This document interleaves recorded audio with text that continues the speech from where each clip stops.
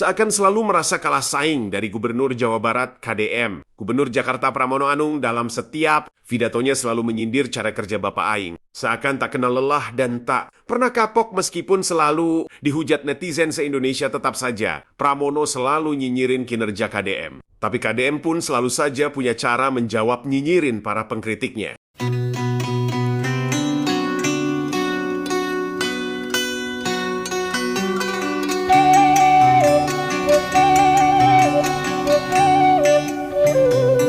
Walaupun Persija sama Maung Bandung Persib selalu berkompetisi lah.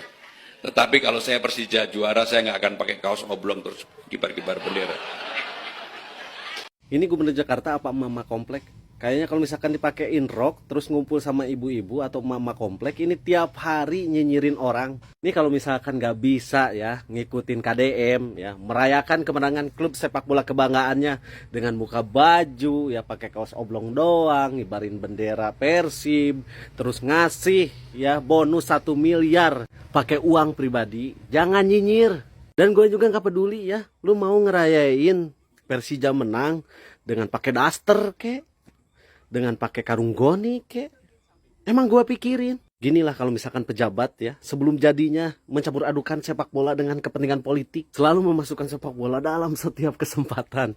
Ketemu anak kecil, "Dek, senang Persija?" "Enggak, saya mah Persib." Sekarang nyenggol KDM karena kemarin dalam perayaan kemenangan Persib pakai kaos oblong. Dan gak mau katanya Pramono gak mau ngikutin KDM. Siapa? Kan gak ada yang nyuruh. Yang gue heran ya, gak pendukungnya, gak gubernurnya, sama baik ya, tukang nyinyir, tukang nyenggol orang. Pasti Pak JK sama saya nggak mau masuk gorong-gorong, tapi yang bekerja adalah pikiran dan otaknya. Gubernur DKI Jakarta Pramono Anung melontarkan candaan segar kepada Ketua Umum PMI Yusuf Kala saat menghadiri kerja bakti Jaga Jakarta Bersih di Cipinang, Melayu. Pramono mengatakan dia dan JK memilih membuat kebijakan daripada masuk gorong-gorong saat kerja bakti. Tadi saya sambil bercanda sama Pak JK, Pak JK kita ini dibesarkan dalam teknokrasi, pasti Pak JK sama saya nggak mau masuk gorong-gorong, tapi yang bekerja adalah pikiran dan otaknya. Pak JK ketawa. Sekali-sekali gubernur masuk gorong-gorong, saya mau aja Pak, tapi nanti wartawan malah kaget kalau saya masuk gorong-gorong. Bapak dari jauh-jauh dari Jawa Barat sampai datang ke wilayahnya kami, khususnya yang lagi di Mombere di pelosok ini, satu kebanggaan. Karena jadi gubernurnya nggak ada kerjaan, Pak. Gimana ada kerjaan Bapak setiap hari saya lihat di YouTuber. Ya, itu karena nggak ada kerjaan saya begitu. Nggak ada kerjaan, jadi saya urusin yang begini. Coba jadi gubernur kerjanya apa saya nanya? Yang bangun jalan siapa? Kontraktor. Ya, yang lelangnya PPK, bukan saya. Yang bangun sekolah SD, sekolah SMA, kontraktor. Yang lelangnya pejabat dinas pendidikan. Ya kan Pak? Yang ngurusin lingkungan hidup ada, ngurusin pertambangan ada. Gubernur tuh nggak ada kerjaannya Pak. Karena seluruh kerjaannya udah diambil oleh dinas teknis. Karena saya nggak ada kerjaan, akhirnya saya pergi ke sini. Kalau seandainya gubernur tidak ada kerja, tidak mungkin satu kabupaten itu bisa bergerak, Pak. Remontnya kan ada di Bapak, yang lain kan tinggal mengikut, oh harusnya gini, harusnya makanya gini. nggak ada kerjaan. Karena cuma pakai remote, makanya tidak perlu ada di kantor, ada di mana saja. Di sini pun saya masih ngurusin yang pembangunan rumah sakit. Pakai remote aja. Gubernur tuh lebih banyak berpikir daripada bergerak, ya kan? Makanya karena saya takut kena penyakit gula, saya memperbanyak bergerak selain berpikir. Gitu. Jadi kalau ada gubernur kelihatan sibuk, bohong, Pak. Artinya begini, Pak. Kalau gubernur di Republik Indonesia kayak Bapak, sekitar 10 orang, pasti Indonesia maju. Janganlah Bapak, cukup satu aja, saya Jawa Barat. Kalau satu pasti Bapak tabrakannya terlalu banyak. Semua gubernur tuh baik, dia punya karakter, punya gaya kepemimpinannya masing-masing. Secara kebetulan mungkin karena saya, apa yang dilakukan, saya postingkan di media sosial sehingga semua orang tahu. Itu aja masalahnya. Yang lebih bagus dari saya banyak, Pak. Bukan itu Bapak. Masalahnya gini, Bapak ini kan bekerja berdasarkan cinta kasih. Itu beda dengan masalah uang. Cinta kasihnya sih. Ya itu karena cinta saya itu tidak bisa disalurkan, akhirnya cintanya saya salurkan ke masyarakat.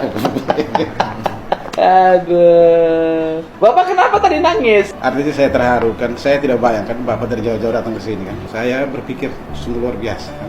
Oh, iya nggak apa-apa, bela warga Pak. Warga saya harus, bagaimanapun warga saya kalau menderita di tempat lain harus saya bawa pulang Pak. Karena istri saya yang pertama itu adalah rakyat saya. Ini istri saya menangis ada di sini, di Sika, maka saya harus menjemput. Raut wajah Gubernur Pramono langsung berubah masam saat mendengar petinggi KPK memuji Kang Deddy di depannya. Ekspresi yang awalnya santai mendadak tegang, seolah tersirat rasa tak nyaman saat nama rivalnya mendapat sorotan positif. Saya ingin mendengarkan kira-kira trik-trik dari Pak Gubernur Jawa Barat ini dengan langkah pemikiran yang beraninya, karena beliau saya challenge malah men-challenge saya gitu loh kan. Wah, ini sangat berani sekali. Saya undang Pak Gubernur, kapan saya harus hadir ke sana? Ngapain Bapak hadir ke tempat saya? Saya hadir ke tempat Bapak, katanya. Apa sih bedanya Pramono Anung dengan KDM atau Kang Deddy Mulyadi? Pramono cuma ngomong doang kayak mamanya Ibu Mega. Kayak sama dengan kayak si Anies Baswedan, si Abah. Ngomong-ngomong doang, tapi nggak kerja. Nyalah-nyalahkan banjir dari Jawa Barat, dari Bogor gitu loh. Padahal kata Kang Deddy yang pengusaha yang bangun di daerah Bogor itu pengusaha Jakarta.